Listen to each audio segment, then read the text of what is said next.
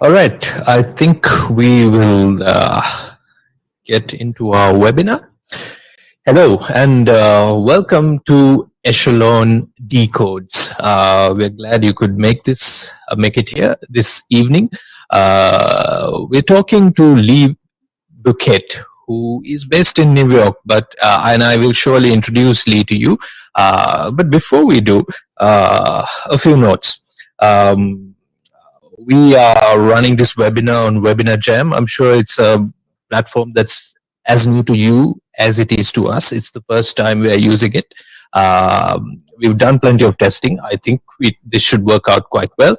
And should there be a problem, which we don't anticipate there will be, we have the option of rebooting this session. It's a matter of pressing a button from here. So in the unlikely event there is a problem, we will reboot. Just stay where you are, and the system will automatically take you to a new room. You can also ask questions. In fact, I encourage you to start posting questions online now, starting now, right? This topic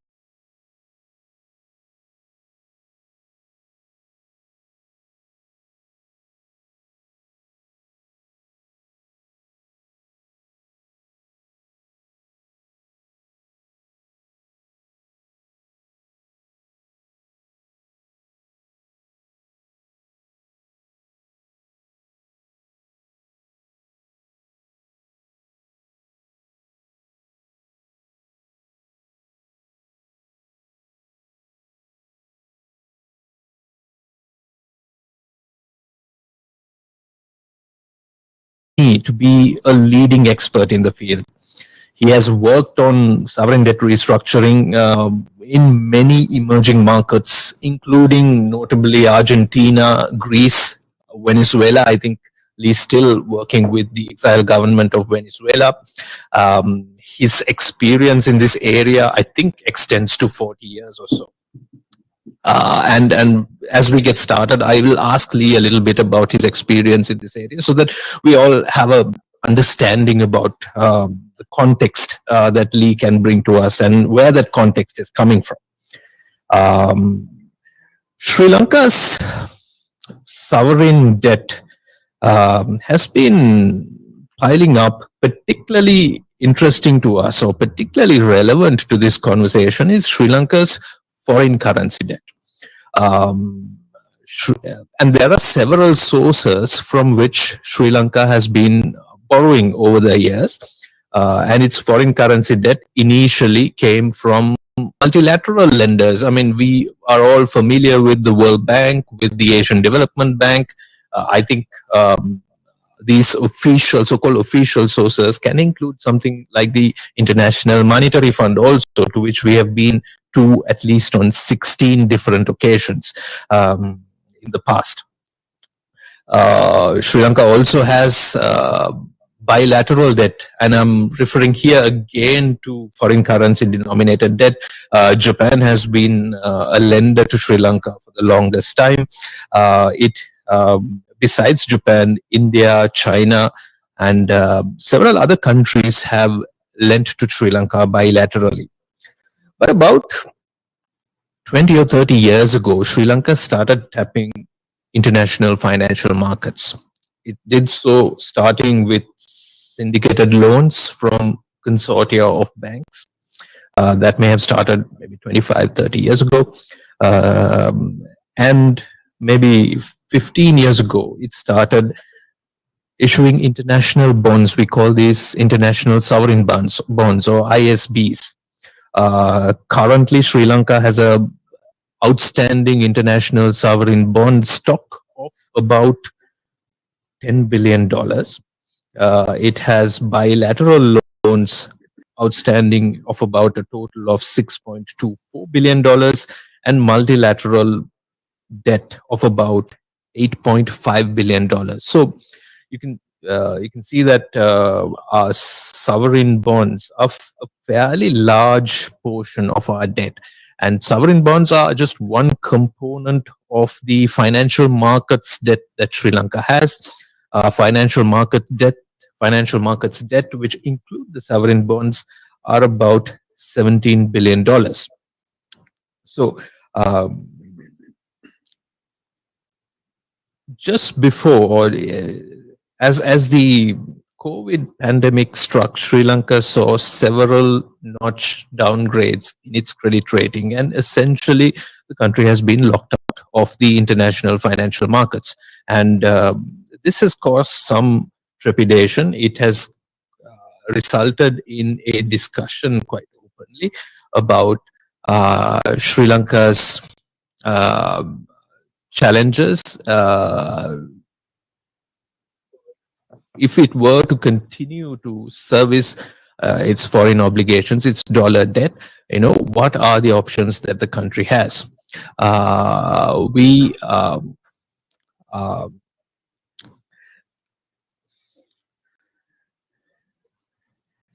So this discussion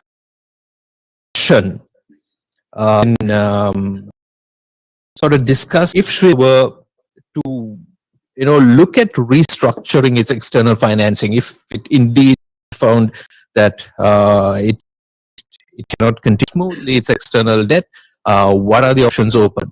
I would like to suggest that, Lee is certainly an expert in sovereign debt restructuring, but he is no expert on Sri Lanka. Lee does not necessarily have an opinion on whether Sri Lanka should restructure its sovereign debt. He is not here to discuss Sri Lanka's case in particular. However, like we mentioned, the market out there is fairly complex. The actors out there are manifold. There are several actors that are relevant to discussion. And should Sri Lanka decide that it really does need to restructure debt, we think this conversation would place the topic in context, as we can potentially talk about what that process turned out to be. So, Lee, that's a little introduction to the whole conversation, and thank you for joining us. You're joining us from New York State. It's 7 o'clock in the morning. Appreciate you taking the time out this early. To start with, Lee, you've been dealing with sovereign debt restructuring for a good 40 years, I think, right? Can you tell us about the role that you have been playing in sovereign debt restructuring? How many such instances of debt restructuring you've been part of, and on what side of the table did you sit on? Did you sit on the side of the table of the creditors or of the borrowers, the sovereigns in this case? Okay. Good morning, good evening. Wonderful to be with you folks. I got involved in this business at the very beginning of the Latin American debt crisis. That was in the summer of 1982, when Mexico announced that it needed to impose a moratorium on the payment of its external debt. The circumstances of that crisis were that many countries had borrowed from commercial banks, typically US dollars, and the pricing of those loans was based on a floating interest rate, the London Interbank Offered Rate, LIBOR. And at the end of the 1970s, the then chairman of the Federal Reserve, Paul Volcker, in an effort to deal with inflation in the United States, raised US interest rates very high, to the point that by 1981, LIBOR got to be 22% per annum, which rendered the debt stocks of these countries wholly unsustainable. Mexico was the first. My former law firm was lucky enough to represent Mexico in that. I was a junior lawyer on the team and decided almost from the very beginning that this was a type of practice that I would like to pursue. As 1982 and 1983 went on, some 24 countries had to go into the same process. My firm, because it had been working with Mexico, which was very much the flagship of the sovereign debt restructurings of that era, my firm wound up representing a number of those countries, and I was privileged to work on their debt restructurings. In the 1990s, the commercial banks left the process and were replaced by bondholders. And in this century, sovereign debt crises, to the extent that they've involved commercial lenders, have almost all been bond restructurings. That is, we can discuss it, a very different process, but I have been almost always on the sovereign side of the table. It is, in my view, the more interesting side of the table, because it isn't just finance, and frankly, the legal aspect is relatively small. There is an enormous political aspect to it, both internationally and domestically in the debtor country, and in all candor, a great deal of theater in the process. So that's a very quick biographical survey. Since you retired, Lee, which was about a year or two ago, have you still continued to be involved in sovereign debt restructuring in any way? Are you involved right now, if that's something you can disclose? Yes, I have. I no longer act as a legal advisor to the debtor countries. I think I have been described as a strategic advisor, but I agreed to help the Guaido administration in Venezuela. I have been working this last year very intensively on the debt restructuring for Belize. Belize is a Caribbean country that has restructured its debt 4 times in the last 15 years. And it has a transaction in the market right now. In addition, I consult with official sector actors, and I'll answer the phone, whoever calls. So a number of other countries who may be facing debt difficulties post-COVID. So we're entering a rather fragile period in the sovereign debt business. Yeah. Is it your experience, or have you seen that the incidence of countries getting into trouble has accelerated markedly since COVID? It comes and goes. There never has been a period in the last 40 years when the good Lord did not provide work for his sovereign debt restructurers. But only sometimes have we had the kind of contagious sovereign debt crises that we saw in the 1980s, for example, with the Latin American debt crisis, and even that was a misnomer. That crisis afflicted countries as far afield as the Philippines and Poland. We saw in the late 90s in East Asia a number of countries, Thailand, South Korea, having debt difficulties. It will depend principally on two things. First, how munificent the market is. That is the market prepared to finance these countries when they want it or need it? And second, of course, interest rates. We have come through the last 10 years an extraordinary period in international finance in which there has been a confluence of enormous liquidity in the private capital markets as a result of the quantitative easing programs of the major central banks, and a period of near zero interest rates, also dictated by the central banks. And so in some sense, this has been nirvana for emerging market sovereign borrowers. Now, if either or both of those factors were to recede, then we would be facing debt difficulties, perhaps in a number of countries. And of course, the COVID crisis has placed enormous and wholly unexpected burdens on these countries. They're spending money to try to deal with the COVID crisis. There have been measures put in place by the official sector players to try to cushion the blow of that, but those measures are running out at the end of this year. And so we will have to see what the post-COVID landscape looks like in terms of emerging market sovereign debt difficulties. Sure.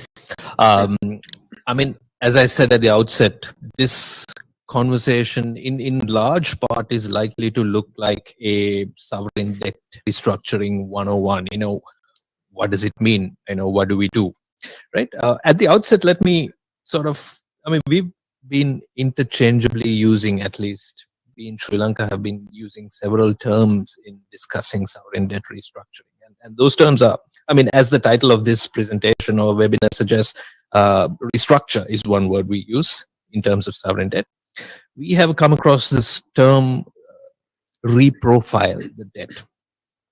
We have also heard about haircuts and then clipping coupons and clipping the principal payments. So several terms here: restructure, reprofile, clipping coupons and clipping the principal, and also haircuts. Are these interchangeable terms in the sovereign debt restructuring business? No, each carries its own meaning. The sovereign debt restructuring business, like all activities, has its own jargon. Restructuring is the generic term. Sure. So restructuring connotes some change to the financial terms of a debt instrument. Typically, that will inflict a net present value loss on the holder of that instrument. There is a charming aspect to this business, which is that it's not all that complicated. Open up the toolbox of a sovereign debt restructurer, and there are only three tools. There are three things you can do. Sure. You can reduce the principal of the debt, the capital portion of the debt, and that is referred to in the jargon as a haircut. So you owe me $100. The debt restructuring means that you agree that we'll reduce that to $80. Haircut, $20 haircut. The second thing you can do is adjust the interest rate. Now, on bonds, the interest rate is referred to as a coupon, because in the old days, there literally were little perforated pieces of paper attached to every bond, and you tore it off, and that represented your claim to an interest payment. You can reduce the interest rate, the coupon on the bond. And the third is you can extend the maturity of the instrument. If the problem is that the instrument matures tomorrow and you don't have the money to pay it, fine, perhaps the debt restructuring takes the form of an extension of the maturity by 3 years, in the hopes that in 3 years you will have the money to pay it. Or you can mix and match all three of those things. You ask about reprofiling. Yeah. By the way, there's a good deal of euphemism in this business, and reprofiling is one of them. The genus is restructuring. Sure. One species is reprofiling. Reprofiling connotes a transaction in which maturities are extended, but there is no principal haircut and typically not even an adjustment to coupon. The term was first used in 2003 by Uruguay. Uruguay had 18 bonds in the international capital markets at that point. They did not want to restructure them in a savage way because they felt that they simply needed a breathing space in order to recover their financial footing. And so what they said to the creditors was, let's move the maturity date of each of those 18 bonds out by 5 years. But we'll leave the interest rates, the coupon rates where they are, and we won't haircut them. And it worked. It worked. Uruguay has never again had to restructure its debt. The term took on greater significance a few years ago when the IMF changed its policies. The traditional policy of the IMF was binary. If the IMF concluded that you had an unsustainable debt stock and you had lost market access, the IMF would open a program for you on the assumption that you were going to restructure that debt stock. By restructure it, I mean do something like a principal haircut or a coupon modification. Or if the IMF concluded that your debt was sustainable, they would not ask you to do that. But there were a large number of countries that fell in between those two bright lines. And the question was what to do with those countries. You see, if the fund did not require the country to restructure its debt, then money lent by the IMF and the other official sector actors to the country might just bleed out to pay commercial creditors in full and on time. And if it turned out that the country's debt was unsustainable, those creditors will have escaped and been replaced by official sector, aka taxpayer-funded lenders. So the change in policy was to have a third category applicable to countries as to which the fund staff could neither assert with confidence that the debt was sustainable, nor could they say it's unsustainable, and that was to reprofile the debt. It meant that you move the maturity date of the commercial debt outside of the window of the IMF program into which the IMF is lending. That solved the problem of having the money simply bleed out to pay commercial creditors in full.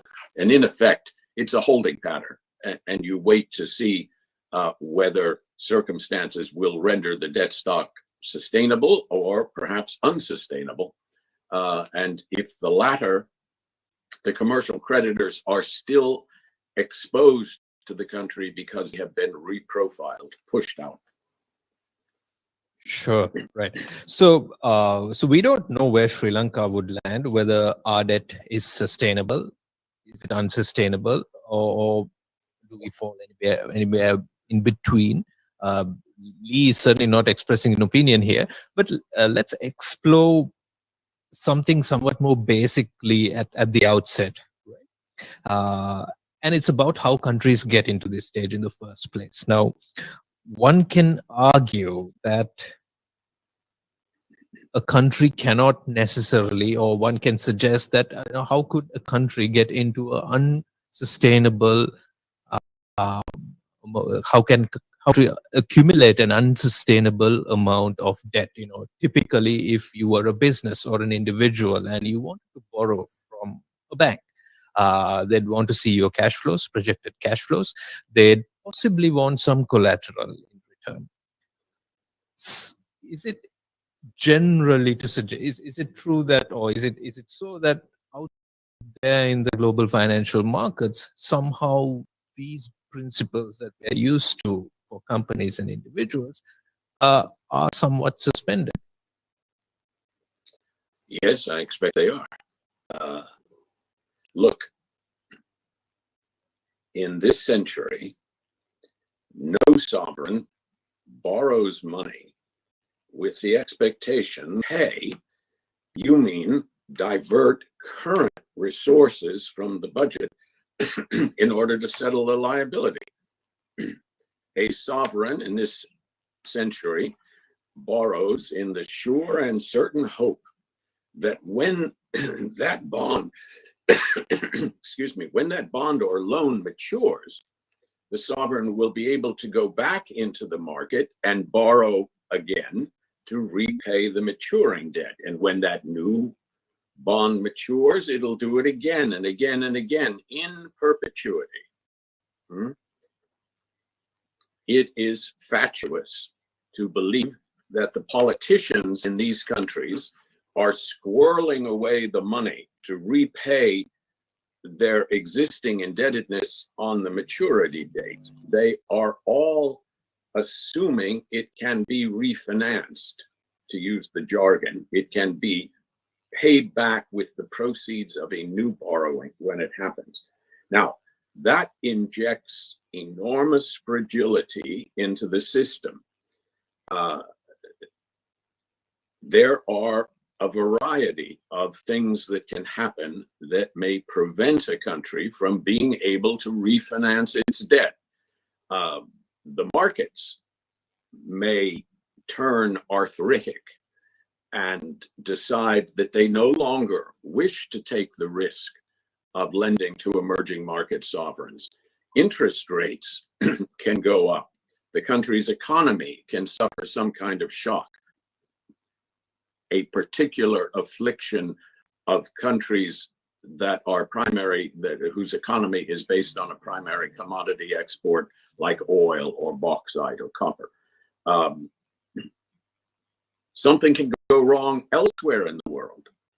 And all of a sudden, the investor community wakes up and says, my gosh, if that could happen to Mexico, if that could happen to Argentina, perhaps it could happen to Ruritania, let's make up a country. And that puts the debtor countries in a very delicate position. It means that you have maturing bonds that you cannot refinance from commercial sources. So what are your options? Your options, frankly, are find an official sector lender who's prepared to give you the money if you can. That was Greece's dilemma in 2010. But of course, they were a member of the European Union, and so the European Union was prepared to lend them the money to repay their maturing bonds for a little while. You can run down your reserves, and this is probably what every country does. You can hope that the circumstances that have denied you market access will pass as long as you continue to show the market that you're paying your maturing debt.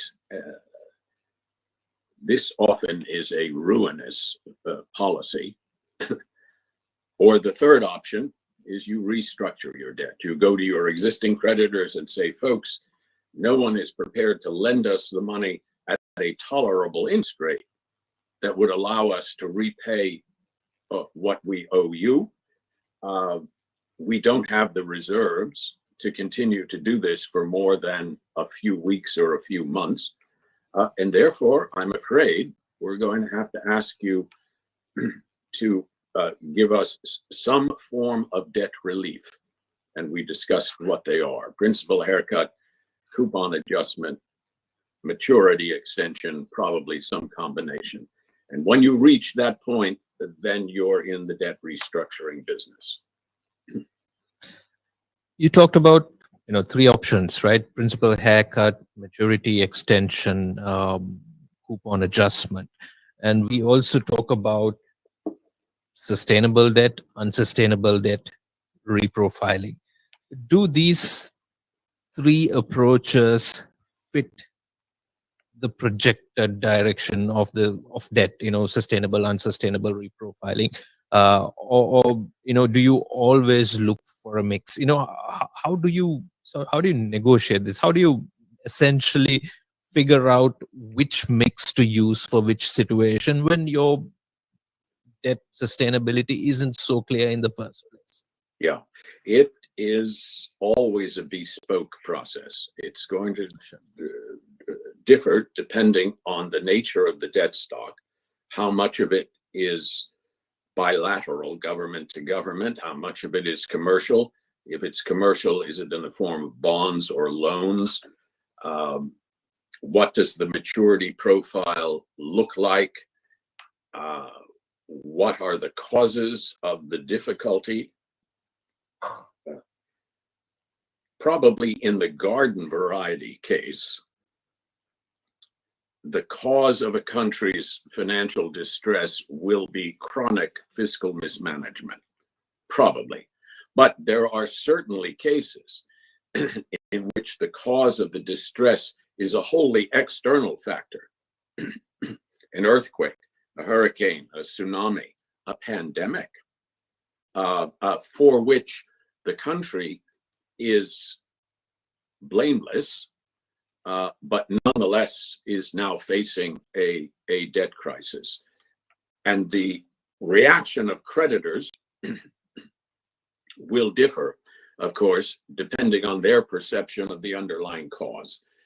If the creditors perceive the underlying cause to be chronic fiscal mismanagement, then quite understandably, they won't want to give debt relief to the country unless the mismanagement is addressed. And this is very often where the IMF comes into the picture.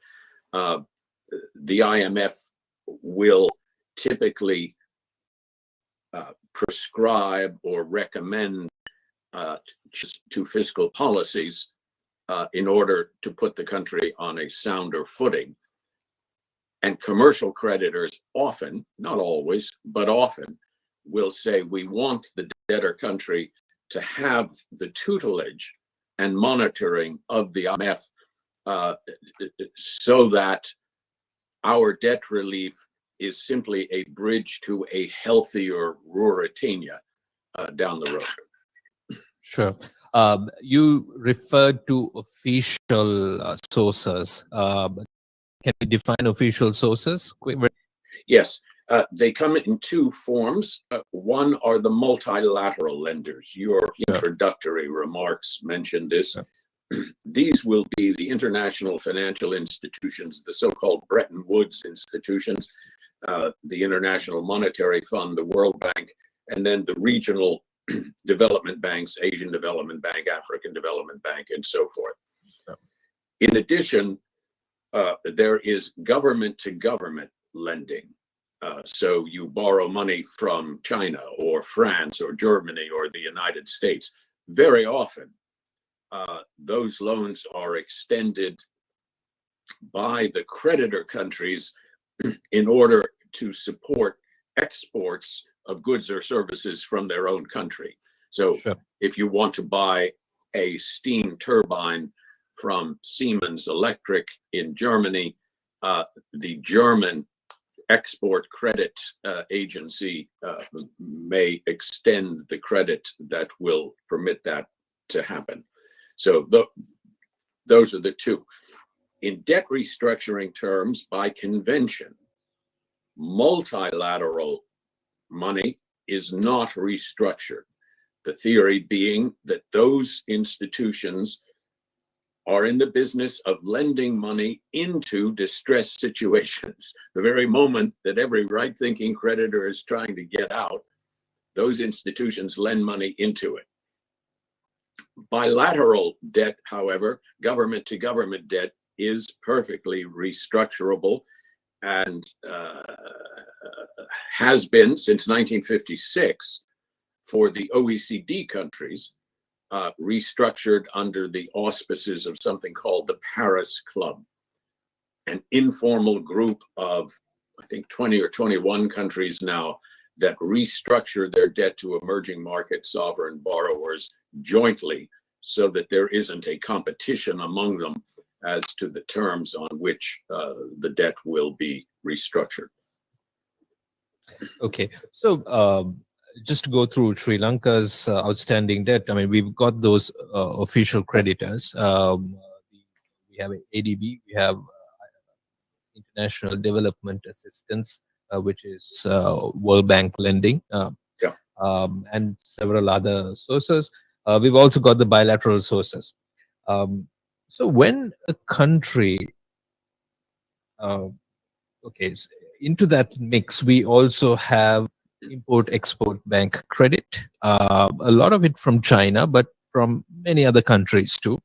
Obviously, the international sovereign bonds, which form around 30% of Sri Lanka's outstanding foreign debt, and various short-term financing facilities. When we discuss restructuring, what of all this debt gets restructured? Is there any possibility whatsoever to talk to the official sources and at least request that they consider reprofiling or delaying cash flows on their outstandings in any way? Is there precedence of that at all? And of all these other varieties of debt, which ones actually get restructured? Okay, the multilateral debt, IMF, World Bank, ADB, that sort of thing, is normally not restructured. If those institutions have large exposures in the country, it is cosmetic, but what they typically will do is open a new program, disbursements under which are sufficient to repay what's owed under the old program. So we don't call it restructuring, but it is a species of refinancing. The bilateral debt, government to government, and the commercial debt is restructurable. And one of, and you ask, is that done without haircuts or sometimes coupon adjustments? Yes, it often is. As a matter of fact, the bilateral creditors have a strong preference for reprofiling, that is, maturity extensions. And really the only instance in which you've seen significant departures from that policy has been in that period that began in the mid-1990s and is still actually going on today, in which the so-called highly indebted poor country, HIPC, initiative was in place. This was a group of, I think, 33 of the poorest countries. And for those countries, the official sector creditors wrote off massive amounts of their claims. But that was hived off. And if you go to the Paris Club today and ask for a principal haircut, and you are what the World Bank classifies as a middle income country, you will not find a warm reception typically in the Paris Club. There are exceptions. Classic, perhaps most visible, being Iraq in 2004, after Saddam Hussein was asked to leave. The new Iraq government went to the Paris Club. It was a middle-income country sitting on the third largest oil reserves in the world, and it got a reduction, a haircut of 80% of the Saddam-era debt stock. But let's not kid ourselves. The geopolitical circumstances of Iraq at that moment were pretty special. Sure. You did touch upon the role the IMF may be called upon to play. Is it possible to do a debt restructure without the IMF as one of the parties around the table? Yes. Yes, it is possible. Belize is doing it right now. It does not have an IMF program. There are countries, there are regions in which the initials I, M, and F make people break out in hives. Now, part of that is history, but to bring the IMF into the process has many advantages for the debtor country. It will get a lot of free advice, sometimes a bit more than it may want. It will get some money. But to my eyes, the critical thing that the IMF brings to the process is that, let's suppose we're dealing with commercial creditors in the form of bondholders. As a group, there may be thousands of them. As a group, they have neither the resources nor the inclination to do the kind of study of the country's economy and what adjustment measures may be necessary for it to recover its financial footing. And so when the country goes to those bondholders and says, we want, whatever we want, a 40% principal haircut, the bondholders have no institutionalized mechanism for vouchsafing whether that is indeed what the country needs. As a creditor, you always have the lurking suspicion that it's what the local politicians want, not necessarily what they need. But if the IMF is involved, you see, and let me state this as a general proposition. At base, every sovereign debt restructuring comes down to one simple burden-sharing judgment. How much of the adjustment of the country's economy is to be borne by the citizens of the country in the form of fiscal adjustment, higher taxes, lower public sector workforce, stripping off subsidies, et cetera, et cetera. How much is to be borne by the citizens in the form of fiscal adjustment, and how much by the creditors in the form of debt relief? And there's almost a dollar for dollar trade-off. Get an extra dollar of debt relief, it's $1 less of fiscal adjustment that you as a local politician will have to impose upon your citizenry, and vice versa. So who is to make that judgment? Surely not the debtor country, because politicians will, of course, favor debt relief over fiscal adjustment, because the latter tends to have consequences in the next election. It cannot be the creditors, because they have the opposite prejudice. The only institution we have on the planet that purports to have both the technical expertise to make that judgment, and the political legitimacy to do so is the International Monetary Fund. Technical capacity because they have extraordinarily talented economists who have been doing this for the last 50 years and therefore are expert in making those judgments. And political legitimacy because most countries of the world belong to the organization.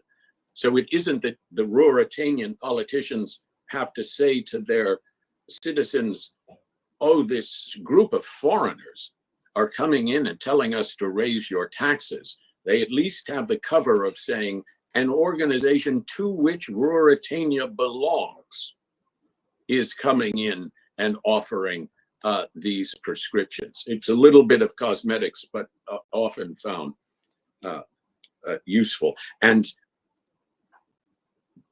by the IMF program, implicitly, rarely explicitly, implicitly, the IMF is saying to the bondholders, let's take our example, that the debt relief Ruritania is seeking from you is both necessary to achieve sustainability and this is crucial, proportional to the contribution that the Ruritanian authorities are offering through their fiscal adjustment.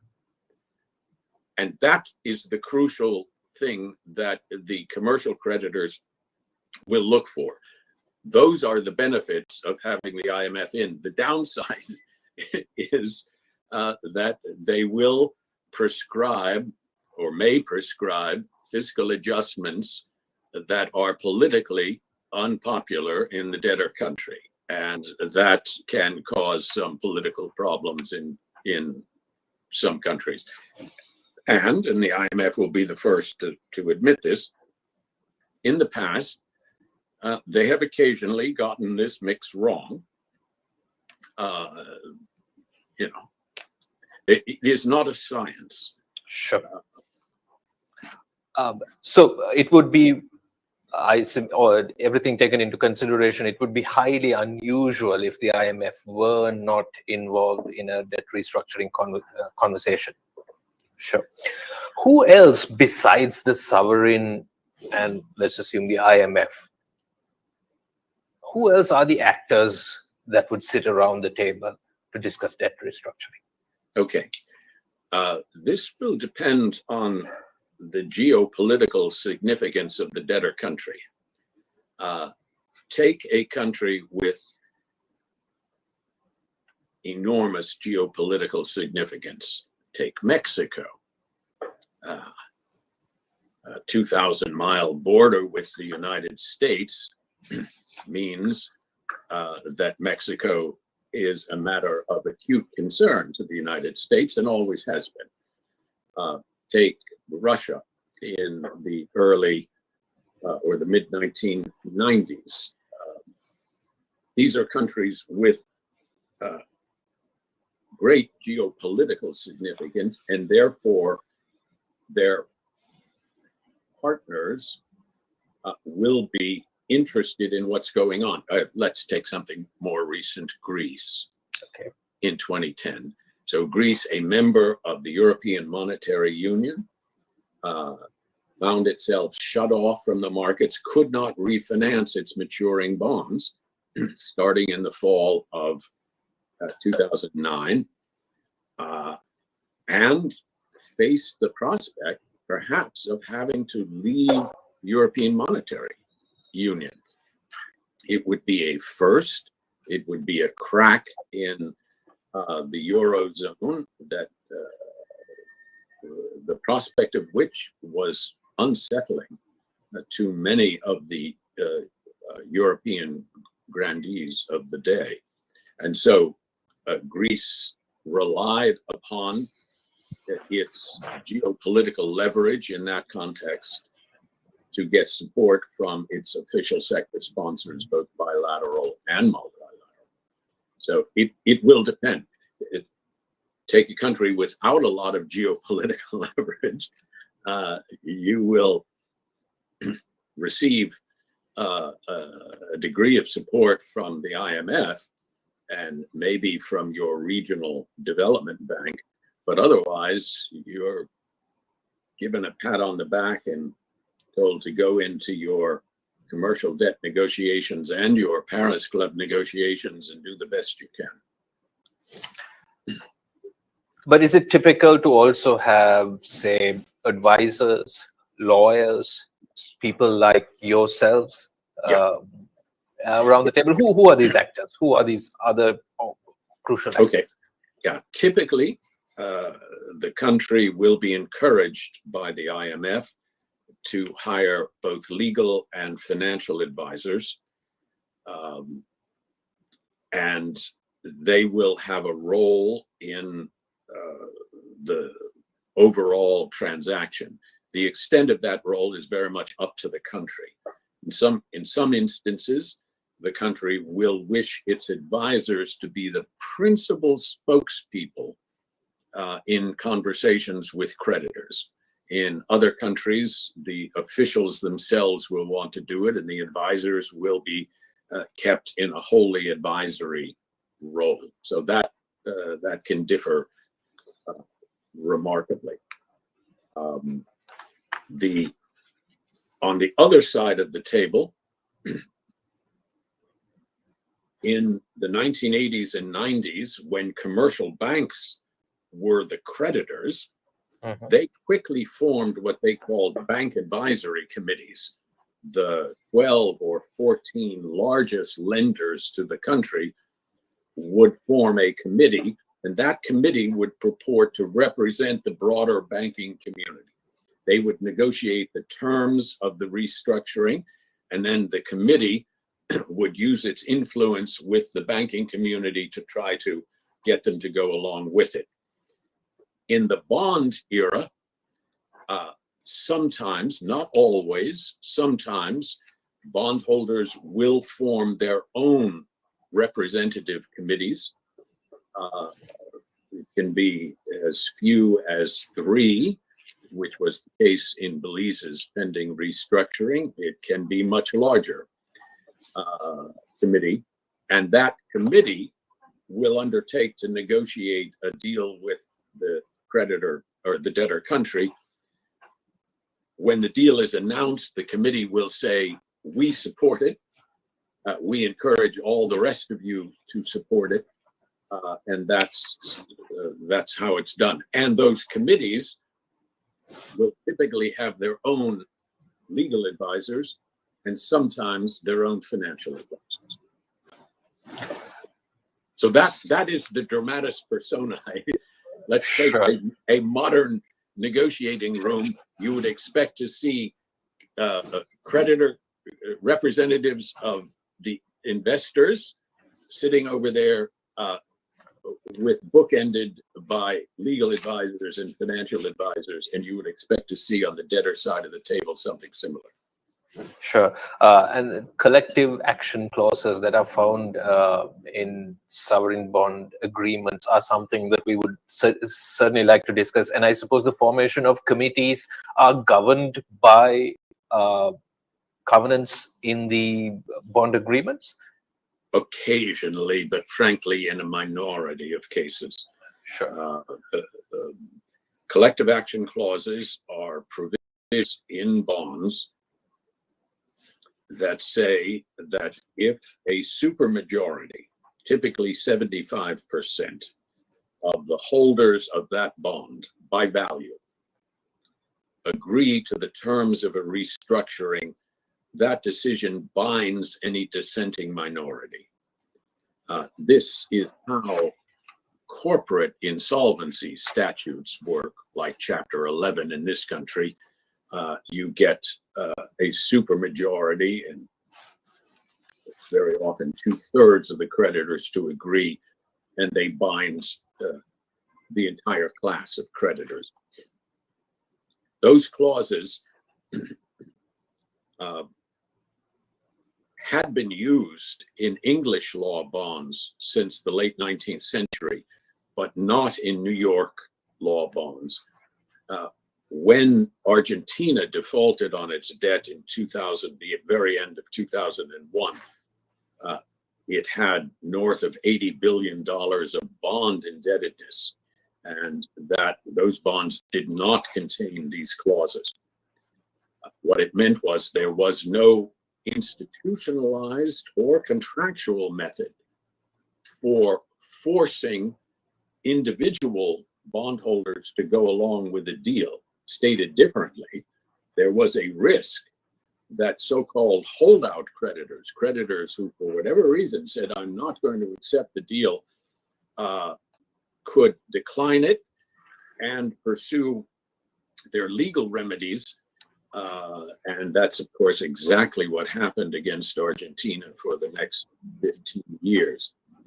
The response to that was to promote the use of collective action clauses in New York law and English law, emerging market sovereign bonds, and they have now become nearly ubiquitous.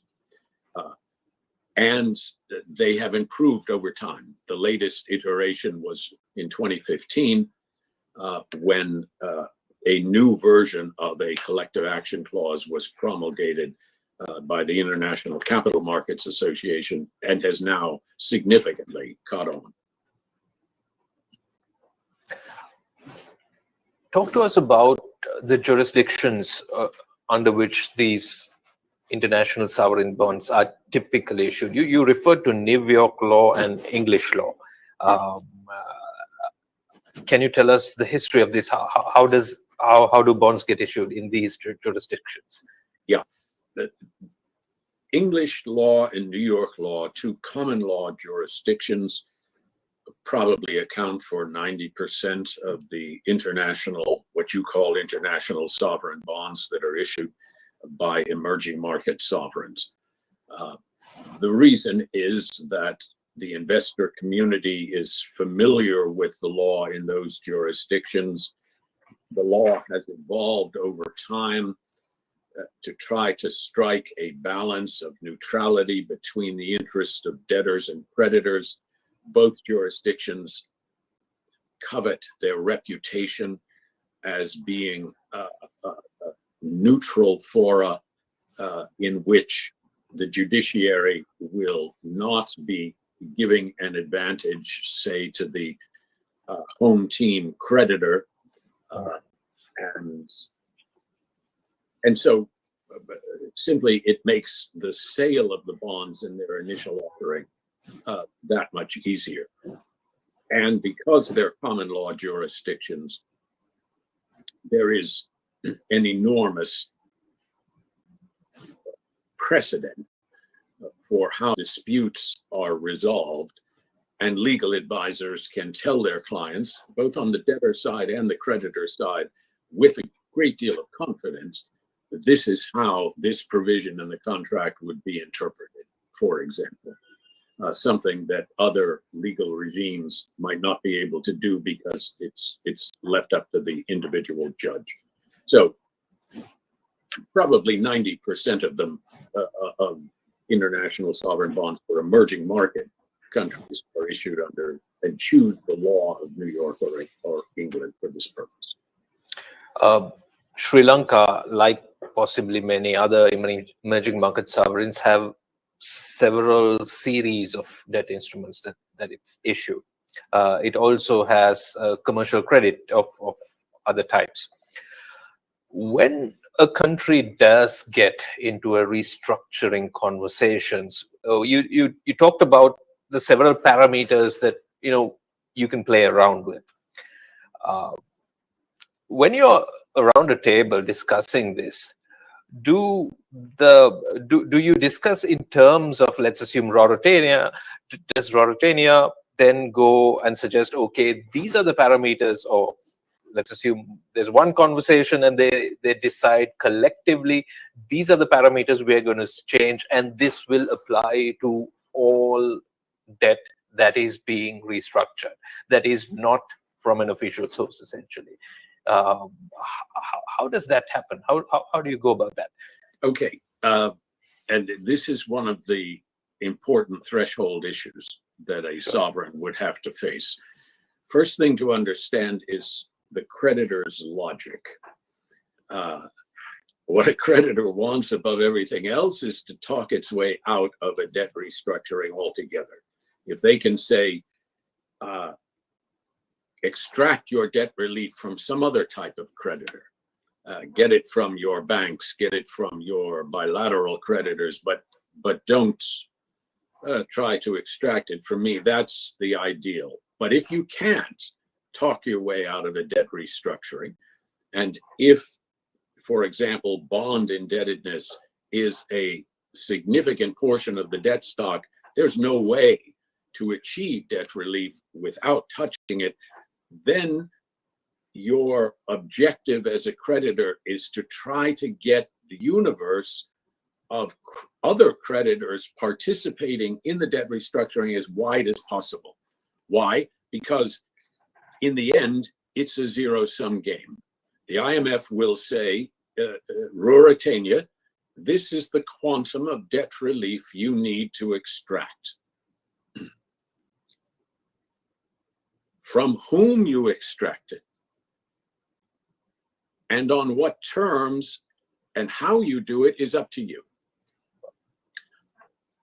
If you shrink the universe of creditors from whom you're asking for debt relief, by definition, it means that the poor devils who are giving the debt relief have got to accept more pain than they would if the universe were larger and you could spread it out. So that's the first bit of creditor psychology. Go to a creditor, go to a bilateral creditor, go to a bondholder, go to a bank, and say, we need debt relief from you. The first thing they're going to say is, are you getting it from your other creditors? Because the broader you can extend it, the less we will have to give. Second bit of psychology is a creditor will know that it has to give debt relief. What it doesn't want to see is a circumstance in which it gives debt relief that is disproportionately larger than other creditors, because that is an embarrassment. It makes that creditor look as though it didn't protect its interests. It will have shareholders and investors that will say you're not performing your fiduciary duty. So there is a strong inclination to try to achieve parity of treatment among creditors. And indeed, if you go to the Paris Club, the bilateral creditors, to negotiate a deal, and they give you debt relief, it will come together with an invariable requirement that you must extract comparable debt relief from all of your other creditors, other than the multilaterals. So your non-Paris Club bilateral creditors and your commercial creditors, the debtor country will be under an injunction that it must impose comparable terms on those other creditors. You talked about an amount of relief that has to be extracted. What does this amount look like in practice? Is it a cash flow that you're looking at? Is it a yield at the end of the period that you would want the creditors to have? What is this number? What is this amount of extraction? Again, this is going to depend on the individual country. The IMF economists can come in and will come in sometimes and say to a country, you're simply carrying a debt stock, a gross debt stock, beyond your reasonable capacity to service. And by reasonable capacity, I mean, in one sense, every country could repay its debt if it were prepared to take extraordinary measures. I remember being involved in situations where creditors would say, why do you have a debt problem? simply sell Patagonia to the Chileans, sell the Acropolis to BlackRock, this sort of thing. The judgment, and this is what I was referring to earlier, the judgment that the IMF economists have got to make is what are plausible fiscal adjustment measures, measures that would stop short of producing a revolution in the country politically, and stop short of actually damaging the country's economy permanently. And so they will assess that. Sometimes the fund will say, no, it isn't the gross size of your debt stock that is the problem. It is the maturity profile. You have an Himalayan spike coming up in the next 2 years.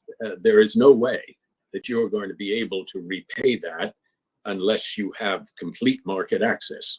And therefore, the objective is to push that out, iron it out to a sustainable debt profile. So this will be a bespoke judgment depending on the circumstances of the country. So everybody listening to us out there, you can put your questions onto the chat. You may already see some questions. If somehow you put a question and you can't see it there, I suggest you go back and put it. And I'll pick something up that's relevant to this stage of the conversation, Lee. How are committees for bonds formed? Is it by election or any other process? Is it common to have common CAC clauses in sovereign bonds? The answer to the last question is yes. Collective actions of one kind or another are now to be found in most emerging market sovereign bonds.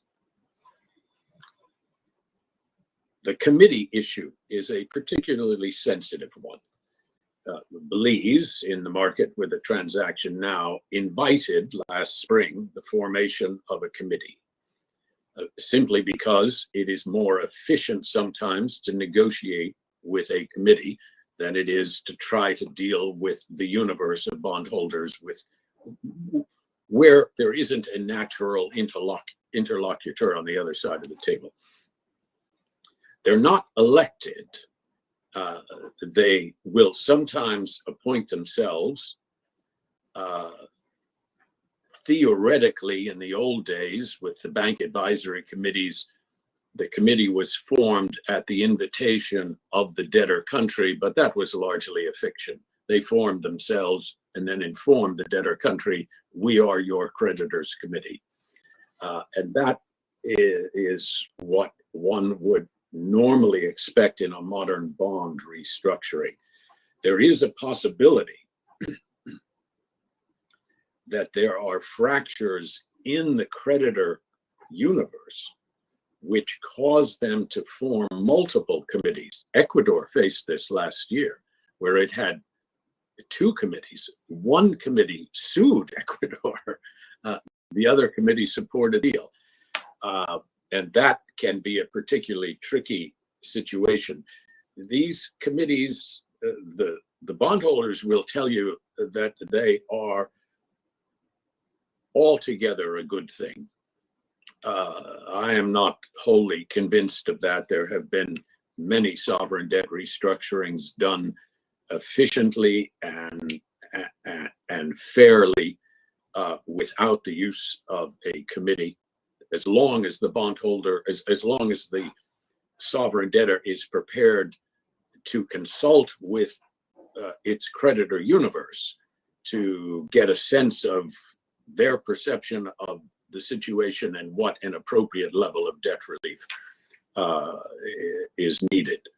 Occasionally, countries will spurn committees and try to drive home a debt restructuring where there hasn't been an effort to persuade the creditor community that the debt relief being requested is proportional to what is needed, and that can sometimes end badly. If for instance, Mauritania wishes to restructure its debt. Yeah. It's talking to the IMF maybe. How does it go about taking the next few steps? Are the creditors, or is it transparent who owns your debt to Ruritania? How does it find out who owns your debt? Yeah, it is often not very transparent. The largest creditors will typically be identifiable, and they will probably identify themselves. The threshold issue, let's take Ruritania with bilateral debt, Paris Club debt, and commercial debt. A threshold issue is, where do you start? Do we go to Paris and negotiate a deal with our bilateral creditors? But remember, that deal will come with this principle of comparable treatment. So whatever the net present value effect of that deal is on bilateral creditors, we will be under an injunction to extract that same net present value from our commercial creditors. Or do we do it the other way around? Do we go, and let me give two examples. 2004, post-Saddam Iraq, the new government of Iraq knew that it had considerable support from some members of the Paris Club. After all, the United States and the United Kingdom and a coalition of other countries literally had boots on the ground in Iraq. It therefore elected to go to the Paris Club first in the hope and expectation that it would get a very favorable deal, parentheses, it did, close parentheses, and then be able to take that deal to its commercial creditors and non-Paris Club bilateral creditors under the banner of comparable treatment and say, look, folks, this is the most we can do for you. Contrast that with Ecuador in 2000. Ecuador went first to its bondholders, got a 40% haircut from its bondholders, and then went to Paris to say to its bilateral creditors, surely you will match the generosity of the bondholders in the debt relief they provided, only to be told by the Paris Club, oh no, you got your debt relief from your bondholders, and you can expect only a reprofiling from us, and a rather mild one at that. So that's a critical threshold issue. What is the sequence that you will follow? And remember, as I said earlier, the Paris Club does not like to give principal haircuts to middle-income countries. It will do it, but only under great pressure. And if the debtor believes it needs to reduce the size of its debt stock, meaning principal haircuts, and it leaves Paris with nothing more than a maturity extension, very difficult at that point to tell your commercial creditors, oh, now you guys have got to swallow a principal haircut, even though your colleagues on the bilateral side are not willing to do it. Again, go back to one of those two fundamental insights into creditor logic. You as a creditor don't want to give debt relief that is disproportionate to what your fellow creditors are giving. Assume Ruritania, besides the bilateral and of course the commercial debt, also has commercial borrowings from China and India. This is a reality the world over. These countries are not members of the Paris Club.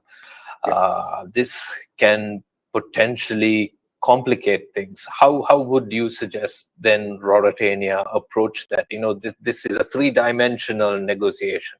Yes, Yes, you're exactly right, but it is changing, I hope.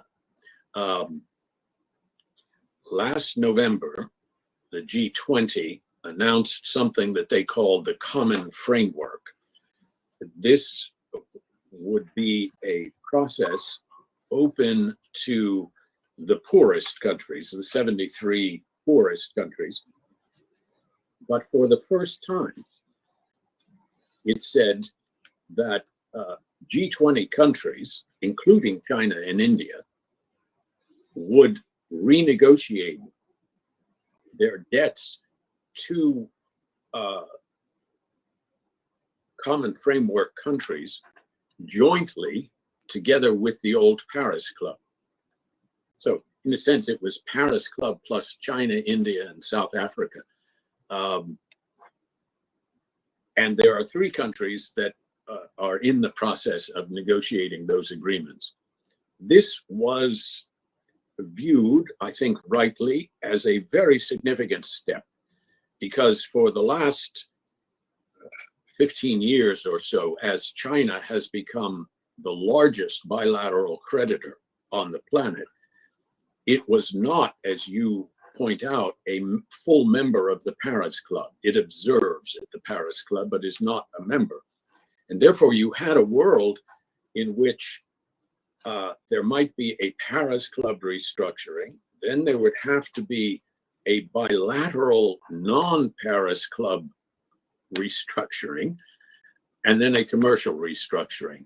And the tension was that if you did your Paris Club first, theoretically, you have promised the Paris Club countries that you would extract equivalent, comparable net present value relief from your non-Paris Club bilaterals, and you can see the tensions that would cause.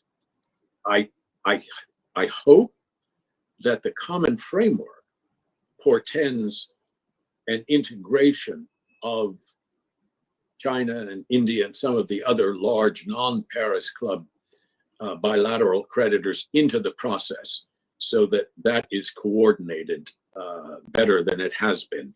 But you're quite right to point it out. It is a weakness of the system and has been for the last 20 years.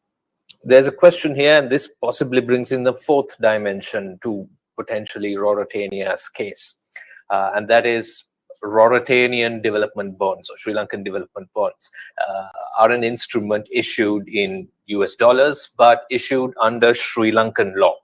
They are mainly owned by domestic banks. Can they be kept out of the restructuring process? Yes and no. We haven't talked about this element. We've talked about multilateral, bilateral, commercial creditors, but there's also domestic debt. Most domestic debt will, of course, be denominated in the local currency and governed by local law. Sure. But you have seen a number of countries issuing foreign currency denominated bonds, but in the local market, purchased by local financial institutions. This raises several issues. The first is what the Europeans call the doom loop. What happens in a country where the domestic financial institutions have bulked up on the sovereign's bonds, in a world in which the sovereign has got to restructure those bonds, let's say restructure them in some savage way, haircuts, coupon adjustments, and those bonds are very heavily owned by local financial institutions, your debt restructuring will decapitate your domestic banking system. No country can live without a domestic banking system, forcing you to take all the money that you saved in debt service and have to spend it to recapitalize your banking system. This is a problem that hangs over countries like Italy, where the domestic banking system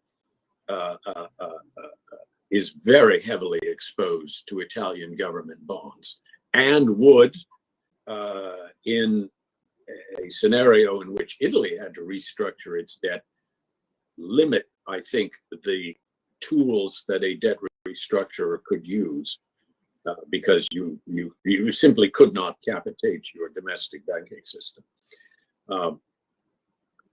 The second complication is this intercreditor equity issue.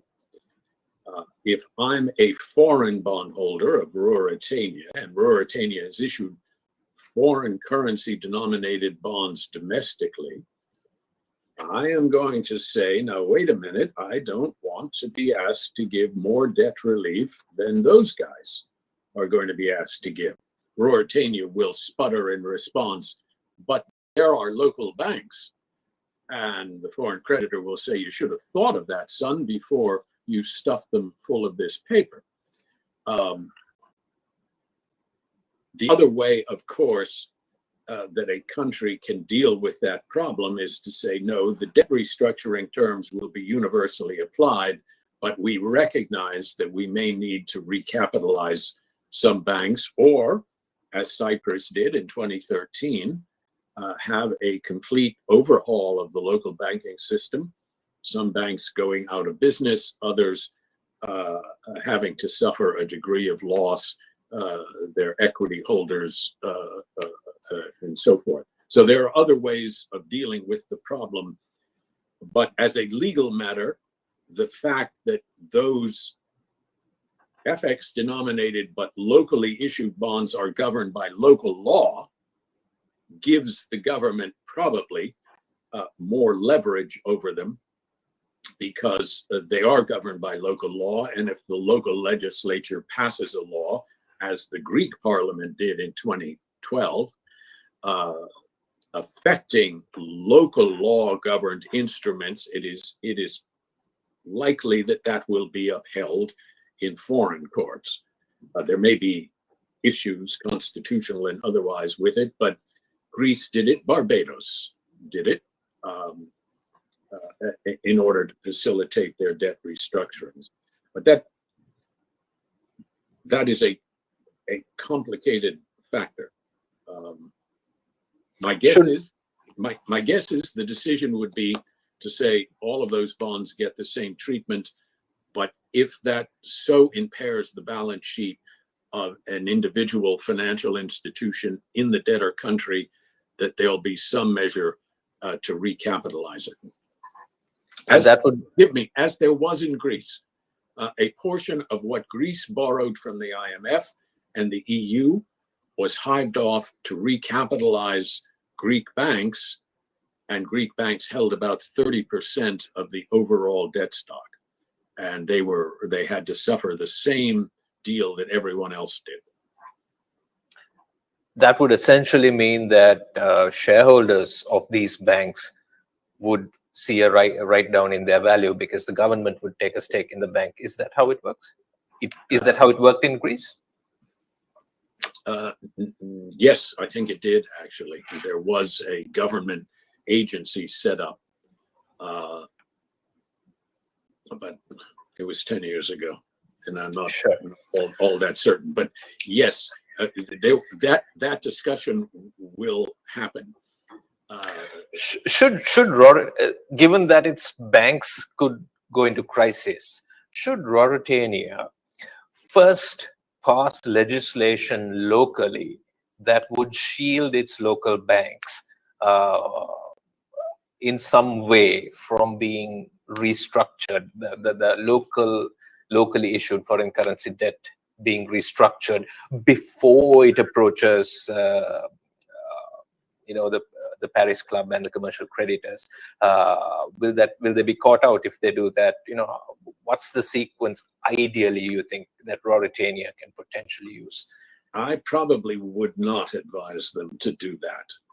That would be seen as inflammatory by the foreign creditors. I think I'd rather deal with the situation through some recapitalization mechanism if that turned out to be essential.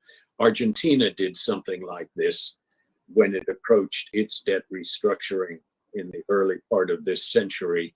It passed legislation designed to protect its domestic institutions, its pension funds and so forth, that held Argentine government bonds. But it was an irritant.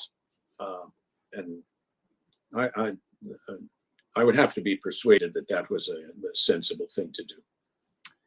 Question here from the audience. How long does a restructuring process typically take? What impact will this have on private market access, i.e. trade finance for private actors? Yeah. How long? How long is a piece of string? It can take as little as 11 months from beginning to end. It can take much longer, depending on whether the process gets bogged down at one stage or another. Typically, the debtor country will want it to be done as quickly as possible. Look, sovereign debt restructurings are unpleasant experiences. If you're a local politician and are forced into one, and history, by the way, says that local politicians respond with pathological procrastination in these situations.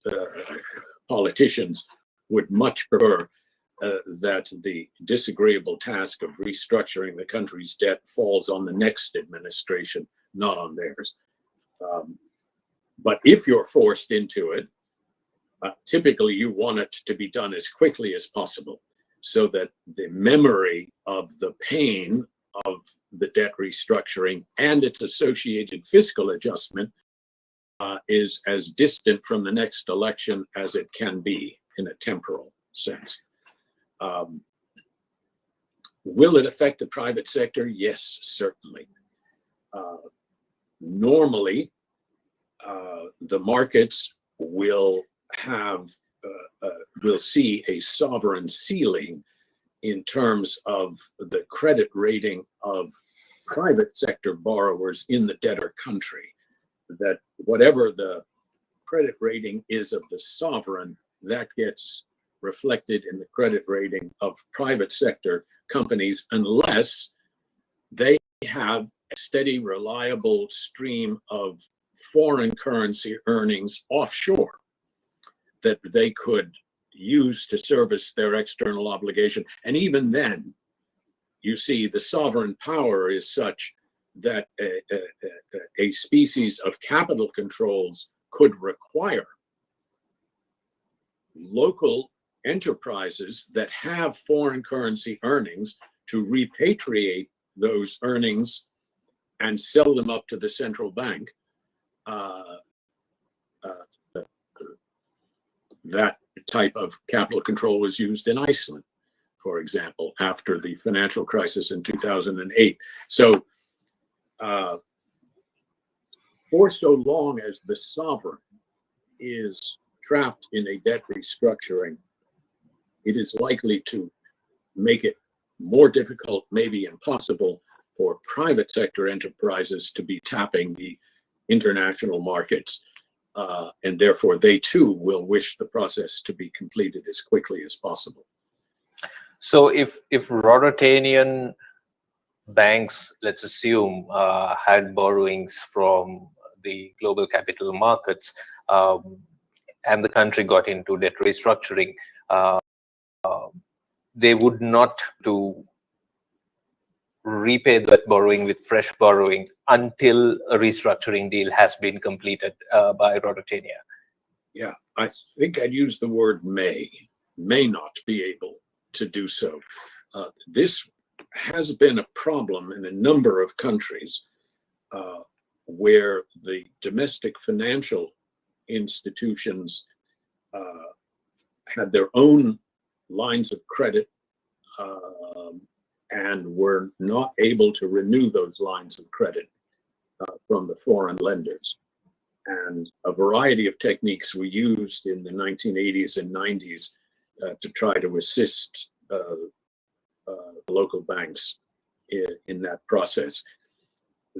The difficulty ultimately comes down to the fact that there will be a finite amount of foreign currency in the debtor country. The question is, how do you allocate it? Typically, the central bank will make that decision. And if creditors of the public sector, the sovereign and state-owned enterprises, are being forced to defer or reduce their call upon that pool of foreign currency reserves, those creditors may well say, now, wait a minute, we don't want to see that pool drained out to allow private sector borrowers in the debtor country to service their liabilities in full and on time. And therefore, there may be pressure on the country, in effect, to use its sovereign power in the form of capital controls to induce private sector lenders, both corporate and financial, to restructure their FX liabilities as well. Let's assume for a minute that Mauritania is hell-bent on not restructuring, at least right now, although its position may appear tenuous to everybody looking at it. Is it advisable, and can it be done, that the Central Bank of Mauritania go and buy back the bonds because they're trading at a discount? Yes, but typically sovereign bonds will contain a provision that says that the sovereign, and in this case, the central bank is not the sovereign, but acting for the sovereign, can repurchase those bonds in the secondary market at whatever price it is. Sometimes there'll be a limitation, and it will say you can only do that if you're not in default on the bonds. The moment you default, your ability to buy them back goes away. But yes, the issue, my friend, will be money. Where are you going to get the money to do that other than the reserves? And so you'll begin to run down your reserves to the point that the perception of the market is that the crisis is now unavoidable. So yes, it is possible, but very often there's a practical constraint in doing that in any size. Again, a question, in terms of foreign trade and imports, are private sector actors likely to be affected? I would assume this is during a restructuring process. Yeah, very often when the IMF comes into a situation like this, the IMF will want to achieve two things quickly. First, stimulate exports, and you do that by devaluing the local currency, and reduce imports. You do that by devaluing the local currency. And so it will have an effect, and typically an immediate effect on trade. What rendered the Greek problem particularly difficult in 2010 was that, of course, Greece belongs to the monetary union. So the euro is the currency in Greece. Greece itself had no ability to devalue the euro. And therefore, that traditional technique of a currency devaluation as a means of stimulating exports and reducing imports could not be used. And the result was the economists had their own euphemism. They called it an internal devaluation. What they meant by that was you're going to have to cut pensions, the public payroll, raise taxes, and do all of these other things in order to restore competitiveness in your trade position. There's a question here. It addresses or talks about the pari passu clause. I'll put the question to you, but I think we may have to define what this pari passu clause is. Would a discounted cash tender offer only targeting a particular maturing bond breach the pari passu clause when after that it is known that a country will not be able to continue to pay? There is a concept of preference clawbacks in the context of fees, like in domestic insolvency. What is a pari passu clause in the first place? Okay.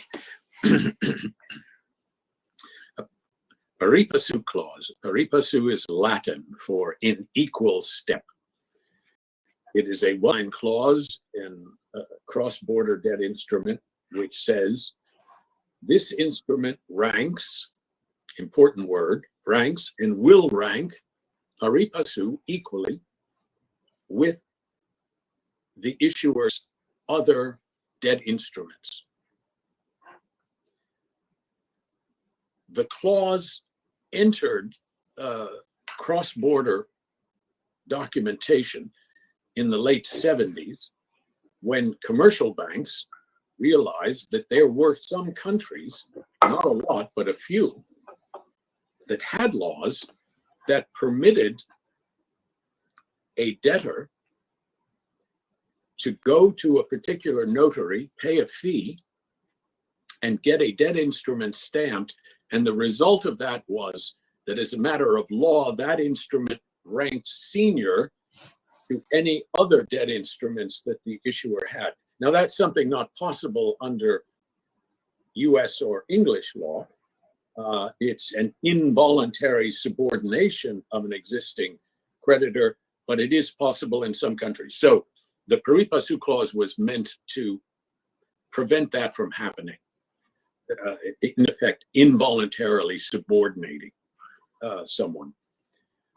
In the middle of the Argentine crisis, however, the holdout creditors in Argentina persuaded a New York judge that the promise to maintain equal ranking of debt connoted, surely didn't say, but connoted a promise to pay equally ranking debt ratably.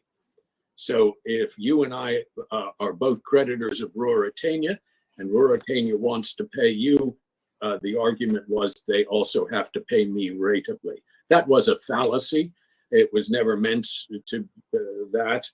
But for a while, this New York judge embraced the fallacy in order to get Argentina to the settlement table. As soon as they got to the settlement table, he reversed it. And I think under New York law now, certainly under English law, a promise to maintain equal ranking is not a promise to pay equally ranking debts on a ratable basis. So in your example, could, and I'm assuming now we're not in default, could Ruritania do a discounted cash buyback offer for one bond but not another? Answer, yes. That would not violate the pari passu clause. Another question. In a country where roughly half the Eurobond stock has CAC, collective action clause, aggregation clauses, would you expect such bonds to get favorable treatment, similar to Ecuador? Let me just give the background for the benefit of folks. I said earlier that collective action clauses were promoted in emerging market sovereign bonds starting in 2002 after the Argentine default. Those versions of collective action clauses operated in each series of bonds, so within the four corners of a series. And that turned out to be a weakness, because if you have a small bond, a holdout creditor who acquires 25% of it can block use of the collective action clause. In 2015, there was an effort to broaden that and have aggregated collective action clauses that would operate across an entire universe of a sovereign's bonds, all holders of all bonds would vote collectively in an aggregated way on a restructuring program. And the theory was much harder to buy 25% of an entire debt stock than it is to buy 25% of a single bond. Aggregated collective action clauses post 2015 are gradually coming into use. Many countries now have some bonds with the old style and some bonds with the new. Your question is, would the debtor give preference to the new aggregated clause? It's actually probably the other way around. Would the creditor, because the old version of the clauses are more restrictive, would it throw a few extra bucks at the holders of those bonds to get them to come along? I would probably advise against it. Again, go back to creditor psychology. They will be focused on creditor equity. When you start to say, because of some provision in your bond, we're going to give you a financially sweeter deal than your fellow creditor over here, you will alienate the affections of that other creditor, making it more difficult for you to get them in the deal. I would probably not advise it, but again, each case is each case. So we've got an audience that is both global. Some of them seem to know the subject quite deeply. Others are very curious, and among those who are curious are those who want to know about how you deal with holdouts. What are holdouts? In current sets of negotiations around credit restructuring, how common are holdouts, and how do you deal with them? Yeah, this is a perennial issue in this business. Starting in 1976 in this country, 2 years later in England, creditors of sovereigns for the first time were able to sue those sovereigns in domestic, in US and English courts. And so a debt instrument issued in the last 45 years by a sovereign means that the holder of that instrument is theoretically entitled to decline any debt restructuring offer, and if it is not paid in full and on time, to go and sue on it and to try to extract a preferential recovery at the sharp end of a lawsuit. That's the reality.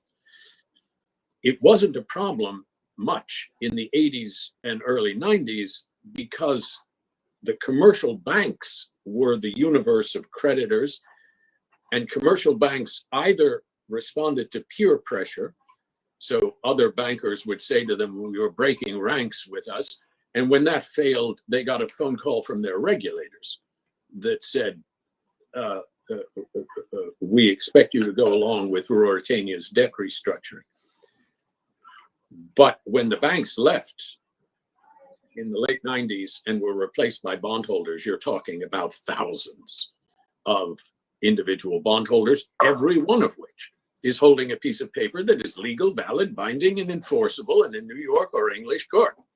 And how do you herd those cats into a debt restructuring, recognizing that by definition the debt restructuring is about to impose a loss on them? It was in response to that the move toward collective action clauses came about. There was, and still is, a competing theory promulgated in 2002 and 3 by the IMF for a while, that what we need is a transnational sovereign bankruptcy code. We don't have this problem in corporate debt workouts. Why? Because insolvency codes say that if a supermajority of similarly situated creditors agree to the restructuring, it binds everyone. And so there was an effort to develop what the IMF called a sovereign debt restructuring mechanism, but it didn't prosper for political reasons.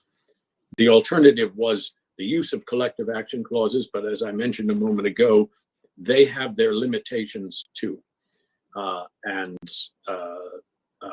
It is possible for determined holdout creditors to stymie the use of a collective action clause. How do you deal with holdout creditors? I'm going to be candid about it. It ultimately comes down to the sovereign saying to the prospective holdout creditor, look, if you want to, you can get a judgment. We probably can't stop you. But think carefully, because that judgment will convey to you an emotional satisfaction. It will not convey a financial satisfaction unless and until you can find some asset of the Republic of Ruritania outside of Ruritania that you can seize and pay yourself back. And now listen to me. There are very few such assets in the name of the Republic of Ruritania. And what assets we do have, our embassies, consulates, and so forth, are clothed with immunity by your law, by US law, by English law, by international law. So think carefully. You can get your judgment, but then we'll search the world trying to find an asset that you can seize to pay yourself back, and you won't find it. So think carefully before you decide to spend all of your money on legal fees. This could end in 10 years with you having nothing but your regrets and your legal bills. That is the sovereign's ultimate argument. Louis XIV used to emboss on his cannon a Latin phrase which translated as the king's last argument. This is a sovereign's last argument. We've heard, the legend has it that, there are distress credit buyers who do so in the hope of, getting a big payoff. Are these still common, or are the players very much the big hedge funds which are fairly serious about investments? Most of the creditors understand the reality that if you lend money, you take a risk, and occasionally the risk materializes.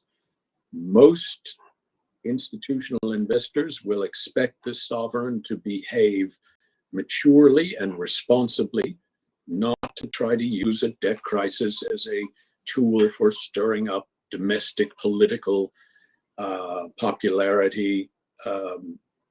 And a sovereign that behaves in that way can expect support from the vast majority of its commercial creditors. There will be some, however, who will approach the process with malice aforethought, who will say, I don't care what the restructuring term, I'm going to try to pressure the sovereign into a preferential recovery for me. And they will probably have the legal tools to do it, although collective action clauses can be extraordinarily useful in defanging creditors that have that view. Do they still exist? You bet they still exist. And indeed, the long, tortuous Argentine saga, which lasted 15 years between default and final settlement, the holdout creditors who were still standing at the end of that 15 years got a very generous payout, very generous. And there is a concern in the sovereign debt community that the memory of what happened in Argentina may induce holdout creditor behavior in future sovereign debt workouts. We don't have a perfect solution to this problem. And remember, I said earlier, it is a zero-sum game. If a creditor succeeds in extracting a preferential recovery from the sovereign, they're not just injuring the sovereign, they are affecting all of their fellow creditors, because they're depleting the pool of resources that will be used to pay those other creditors. So this is an creditor equity issue as well. Emotions run very high on this subject. This next question can complicate the inter-creditor equity issue, maybe what size the pool is in the first place, and that is, what happens in the process of a restructuring when previously undisclosed debts from the government surface, making the overall debt claim larger? Do those debts that were not declared by the government previously have equal legal claim? A difficult question, but I'm afraid we've seen examples of this recently.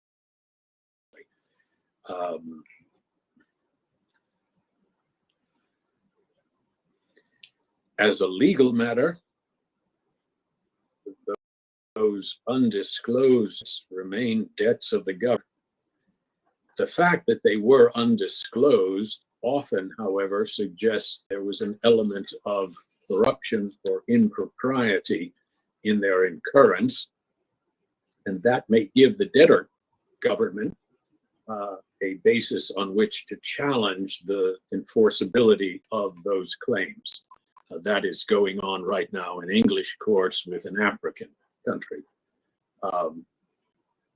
But it complicates things immensely.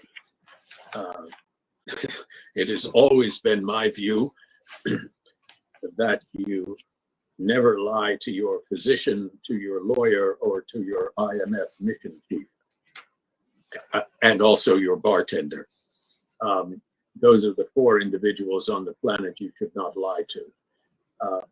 If you lie to the IMF about the state of your public sector debt stock, and they discover it after they've been trying to help you, it embarrasses them and will have ramifications. It also, of course, erodes the confidence of your other creditors, bilateral and commercial, in the management of your debt stock, and that too will have ramifications. It happens, but it complicates this process and drags it out sometimes for years. Lee, when I spoke to you, I suggested we'll go on for 2 hours, approaching 2 hours. We're just 5 minutes away from 2 hours. We have 200 on the webinar, and many more people. I'm looking to see if I can get a number online. I'm just wondering how you're on for time, whether we can just... Oh. I'm fine. The sun has come up.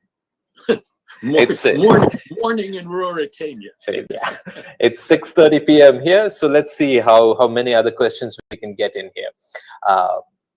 This is hypothetical. This is if Ruritania has $4.5 billion in maturing credit in 2020, including $500 million bond maturing in January 2022. Sorry, if Ruritania has $4.5 billion maturing in 2022, including a $500 million bond in January 2022, and a $1 billion bond maturing in July.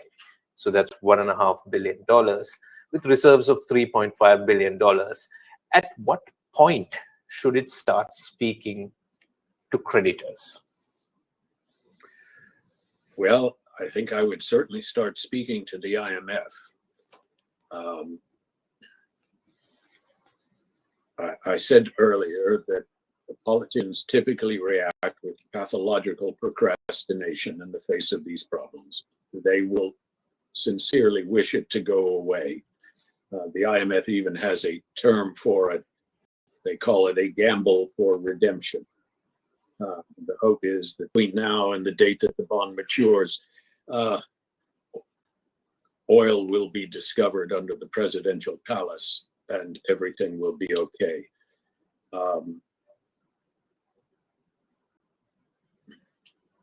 It is dangerous and harmful to decide to run one's reserves down in order to pay maturing indebtedness that cannot be refinanced from the market. Again, we are in an unusual circumstance in which, as a result of quantitative easing, institutional investors are literally stuffed with money that they have to deploy. And that has had the effect for many institutions of reducing, some might say, anesthetizing their normal risk instincts.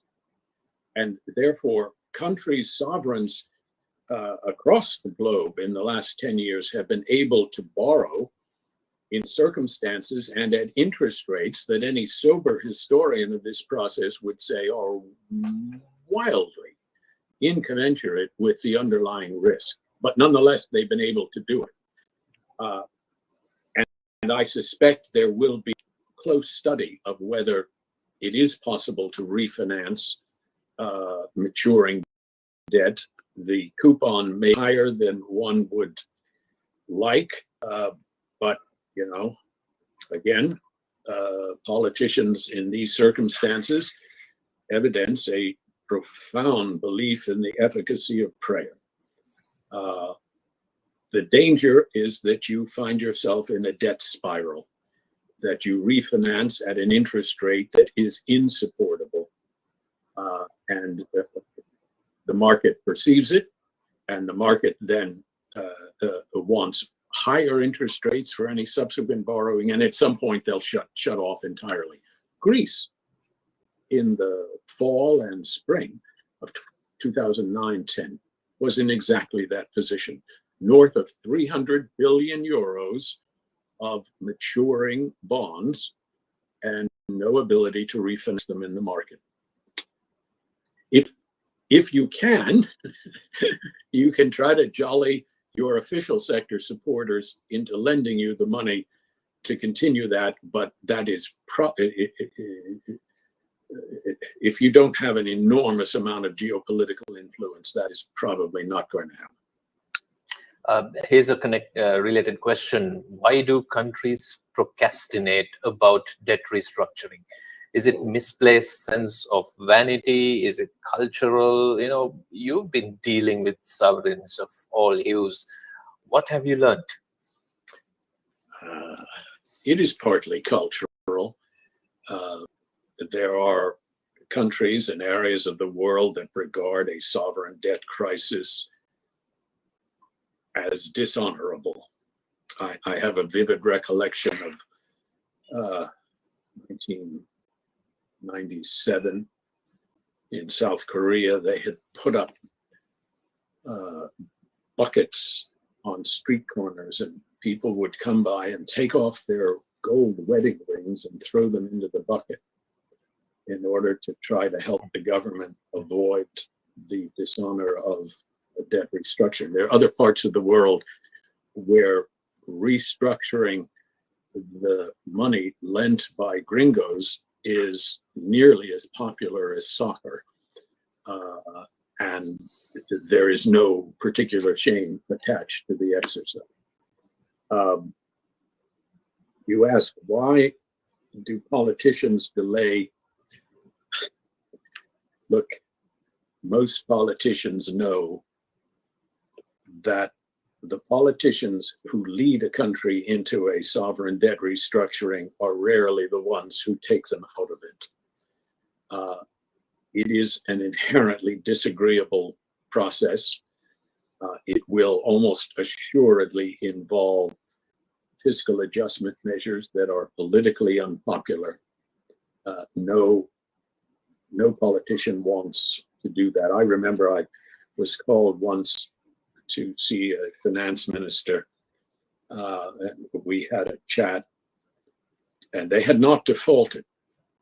And in the old days, accepted wisdom was you had to default to show your creditors the seriousness of the situation.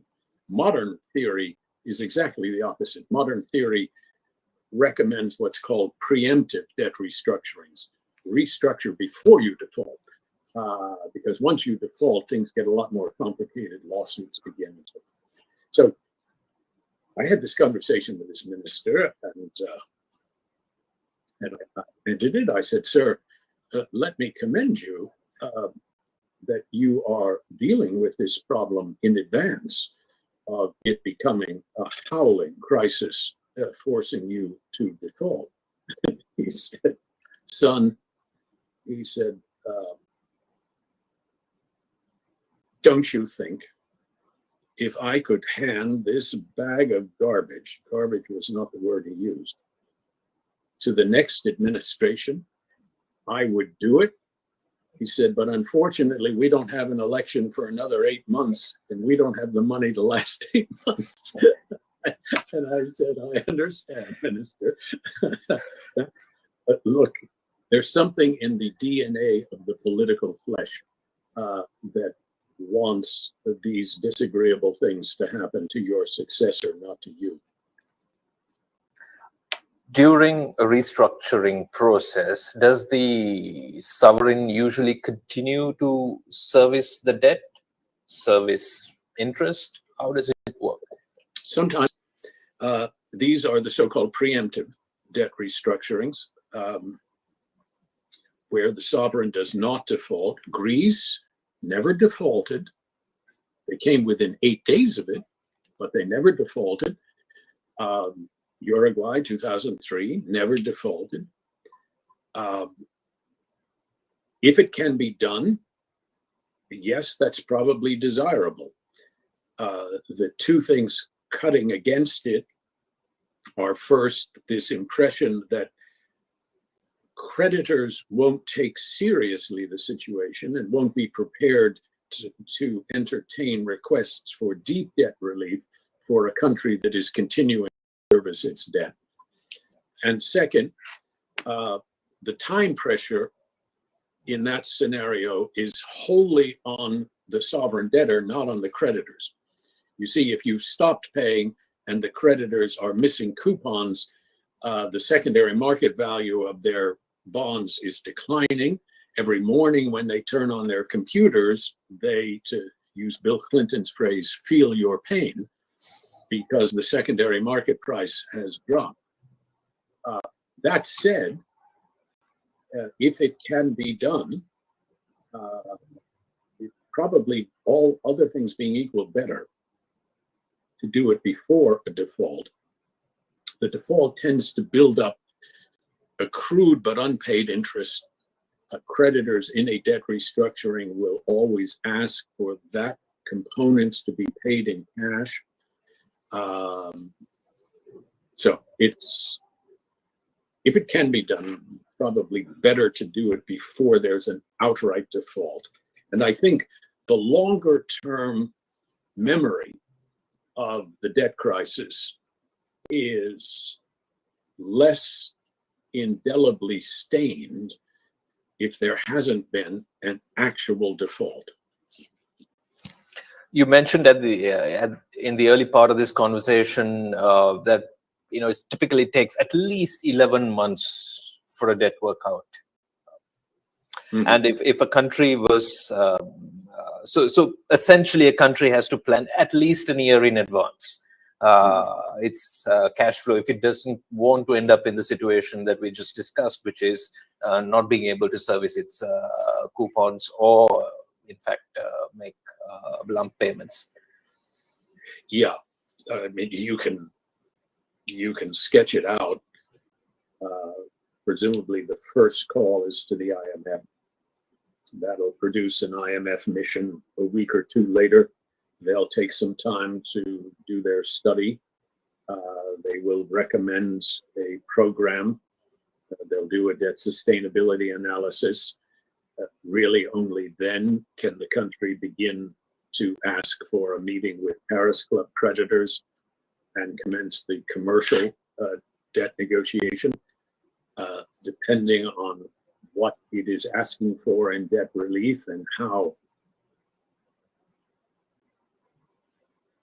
unpopular that is with the creditors, those negotiations can go reasonably quickly or can drag out for many months. Even once a deal is struck, we live in a world where the debts, commercial debts, are typically represented by securities, bonds. There will be a process for issuing new bonds that has to be done, and that takes time. So, yeah, a year in advance of an anticipated closing is probably about right, even if things move quickly. And they can, they cannot move quickly. Argentina defaulted in December of 2001, did not get around to restructuring those debts until the middle of 2005. So it can get bogged down. Sure. That's an interesting thing you happen to mention there. A restructuring means also that creditors get new bonds, do they? That specify new terms. Typically in a commercial restructuring, yes, it's called an exchange offer. You typically do not try to amend your bond within its four corners. You would issue a new instrument to replace it. Now, what Belize is doing right now is very unusual. It's doing a cash buyback of its bond for 51.7 cents on the dollar, but that is being funded by a nature conservancy organization who's prepared to lend Belize that money. But that's very rare. Garden variety transaction would be a bond exchange. Tell us about this, because Sri Lanka's got these natural assets too. I don't know if they're comparable to what Belize, for instance, has, but what is a green bond? Well, a green bond, or in Belize's case, a blue bond, is a security whose proceeds, the proceeds of its issuance or a portion of the proceeds, would be used for nature, environmental conservancy purposes. In Belize's case, as an inducement to get Belize's bondholders to accept a transaction in which there's a deeply discounted repurchase of those bonds, Belize is prepared to covenant that it will pre-fund a so-called endowment account that would be used in perpetuity to fund conservation, marine conservation projects in Belize. Belize has the second largest barrier reef in the world, and it is extraordinarily important in terms of biodiversity and so forth. So, but that's an unusual situation. But Is that a significant amount they're discussing with Belize? For Belize, yes. It is Belize's only international bond. It's about 560 million US, which for Belize is significant. But I would expect, in a world in which the official sector is obsessed with climate issues, I would expect to see in future sovereign debt restructurings features that attempt or that induce the debtor countries to finance environmental projects in their own countries effectively with their creditors' money. I would expect to see that. Okay, let's take a few last questions. This has been a very long conversation. Do IMF programs related to restructuring differ from the usual IMF program? If so, how? Well, again, the IMF programs will come in one of three types. If the assessment of the IMF is that the debt is unsustainable, then they will ask for a debt restructuring as part of the program. If the debt is viewed as sustainable, but in effect a liquidity crisis, there may well not be a request for a debt restructuring. There'll be other fiscal adjustment measures. And if it falls in between, where the staff can neither with confidence say it's sustainable or unsustainable, then the outcome may well be a reprofiling. Again, don't be misled by the word reprofiling. Reprofiling is a species of debt restructuring, just the mildest one, with no coupon adjustment and no principal haircut. So,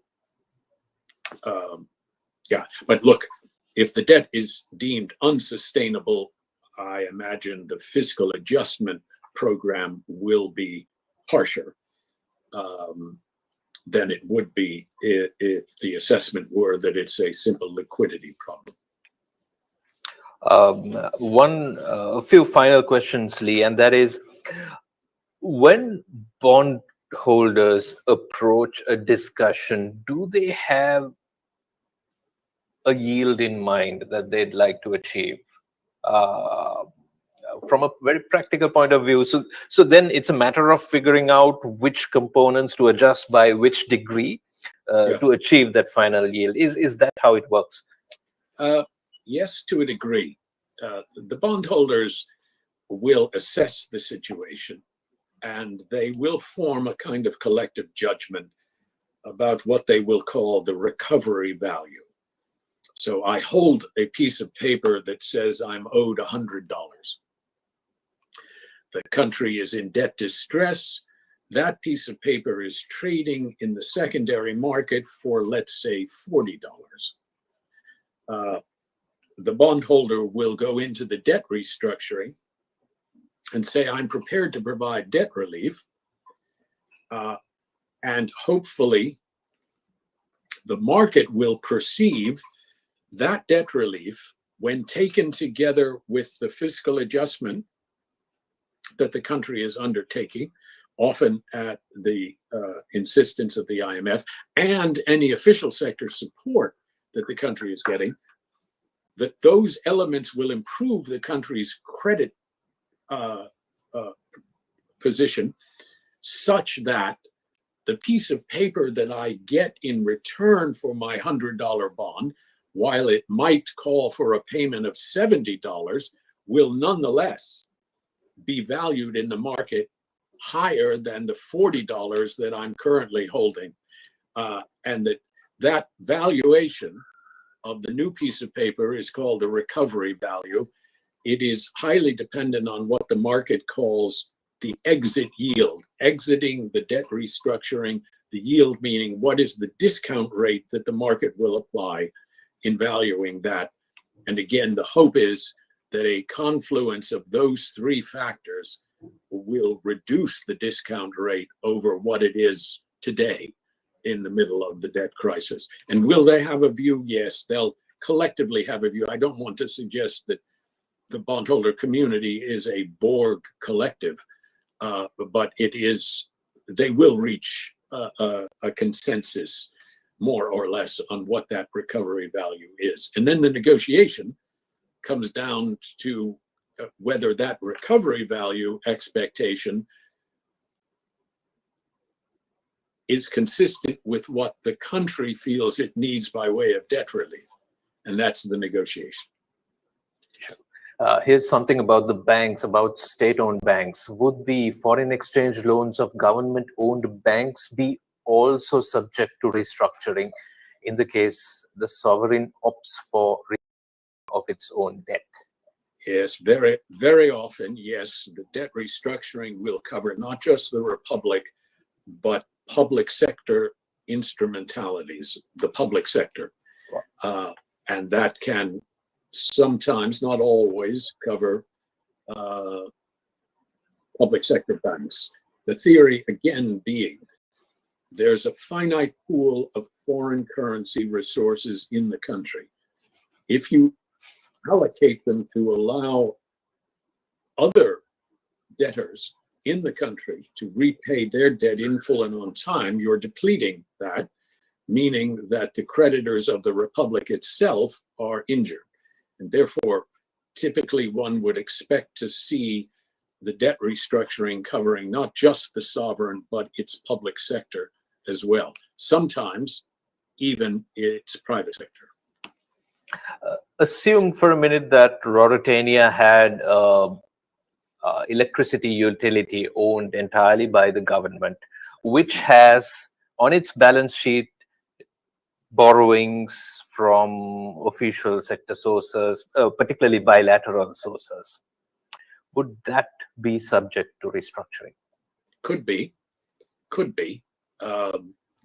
Again, if that entity has foreign currency earnings that it could use to service its borrowings, it might be allowed to continue to do so.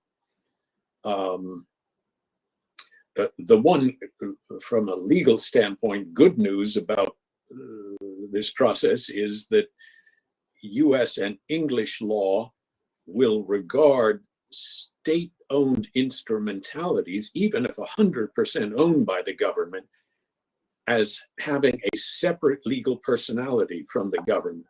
And so normally, a creditor of the Republic, for example, would not be able to seize an airplane of the national airline, as long as the national airline is separately incorporated and is run with a degree of independence. So that, but in the example you cite, it may or may not be brought into the restructuring. Lee, this has been an insightful, long, but very engaging, fascinating conversation. I think we have still close to 200 people online, but it's been 2 hours and 17 minutes since we started talking. I think we've covered a lot of ground.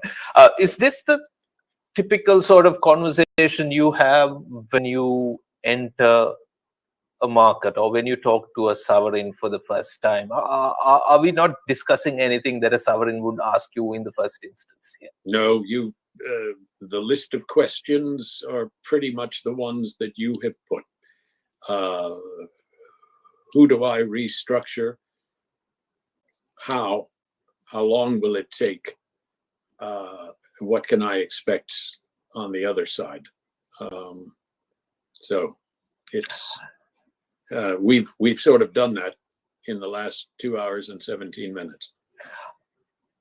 Typically, how much can a sovereign expect this to cost? I'm sure, I mean, let's assume it's a sovereign with creditors totaling, say, $35 billion. How do you sort of price for services that you would require? Yeah, it's expensive. I don't think I can give an estimate. If it's wrapped up in a year, it'll be in the millions of dollars of expenses that will be incurred. Typically, a creditor committee would ask the sovereign to reimburse its legal and financial advisor expenses. So the sovereign will be paying for its own lawyers, its own financial. It will be asked at least to reimburse its creditors' expenses as well. So it's expensive. And as I say, it is an inherently disagreeable process. Remember what you're doing. You're going to perfectly sensible people and asking them to do something that no perfectly sensible person would ever do, which is to reduce or stretch out their claim against the country. So it's inherently difficult task. Are these priced in terms of the quantum of debt being restructured, or it's simply negotiated? No, well, sometimes, the lawyers ought to be doing it on a conventional hourly rate. Sometimes the financial advisors get it into their heads that they should be getting a percentage of the treated debt, of the restructured debt. That's how investment banks often try to charge for their services. But that's a matter to be negotiated. Have you experienced conversations across the table that have become heated, violent? Yes. Well, not violent, I'm happy to say, but but heated. Look, put yourself in the position of the Minister of Finance. You're being asked to impose on your citizens painful fiscal adjustment. To sit across the table from a group of creditors or their advisors who see this as an opportunity to make a great deal of money. That's one of my clients who once said, it is like trying to pry the gold teeth out of the corpse. It can be an emotional conversation. No one says that people shouldn't be paid. It's a question of whether it is an opportunity to be paid more money perhaps than the work would reasonably entail. Have you are negotiations done by proxy for as far as the sovereign is concerned? Do they have their bankers, lawyers sit at the table? Have you found instances where central bank governors, finance ministers speak to creditors? Yes, certainly. And again, this will depend on the country. The creditors will at some point want to see the government authorities. They won't listen to a group of hired advisors. But you see, in these face-to-face negotiations, there is a sensitivity. You're talking about a sovereign. For a hedge fund manager to sit on the other side of the table and wag his or her finger at the Republic of Ruritania is unseemly. And so it very often happens that the hedge fund manager can wag their finger and look at the advisor, the lawyer, the financial advisor to the minister who's sitting right next to them and say, you should be raising taxes. But he's not saying it to the minister. And that little bit of camouflage can sometimes ensure that there aren't any lasting damage to the relationship. Remember, many of these institutional investors hope that they'll be doing business in the country next year when things are getting better. The last thing they want is to unintentionally bruise the authorities so that they are no longer persona grata in the debtor country. And one way of doing that is to direct harsh comments to the advisors as though they were intended for the ears of the advisors. Have hedge funds, in your opinion, ganged up against countries that try to force or manage to force a bad deal on them by not subscribing to their debt in the future? Yeah, they will. Well, that used to be the belief that if you inflicted disproportionate bruises on your existing group of creditors, that your future creditors would remember that and punish you for it. That is largely a myth. Look, if you and I were negotiating the debt of Ruritania right now, and I'm the debtor, and I say to you, I want a lot of debt relief. Next year's investor, the guy who's going to buy my bond next year, if he were listening into this conversation, would say to me, Lee, bring the sword of the Lord to your existing creditors, because every dollar of debt relief you can extract from them today makes you a better credit risk tomorrow when I'll be investing in you. But in the old days, they used to portray it as, no, we're all one great collective, and if you injure any of us, all of the rest of us will punish you for it. But that's it. What the market will remember is how the country conducts itself. Maturity, moderation. These are things the market will remember long after they've forgotten the level of debt relief that the country actually asked or received. Lee, again, what a wonderful discussion it has been. We've got lots of people who participated, thanking you for the breadth and depth of this conversation. This may be second nature to you, but for all of us listening here, this is the first we're hearing of this, and it looks like we've got a lot of work to do in front of us. If Mauritania indeed decides to take the path that looks like the one it should be taking. A quick note to everybody out there: we've shared a debt primer on Sri Lanka's debt sustainability by Advocata. It's a public document. I've shared it with all of you on this call. You can download it. You may have already done so. It's been up for a while now. I'm sorry I couldn't mention this before. And thank you for all the great questions from everybody who participated. We've only dropped below 200 just a little while ago. And we had a diverse audience, I can tell you, from official lenders to consultants around restructuring to bureaucrats and lots of commercial bank heads, directors of commercial banks. Thank you very much, all of you. I think we're talking to the right people. Lee, what you did here was immeasurable.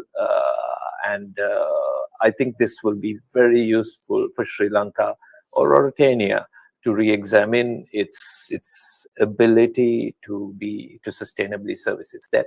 And if we get that conversation going, I think we have done a lot for the citizens of Mauritania. And I thank you so generously for being so willing with your time.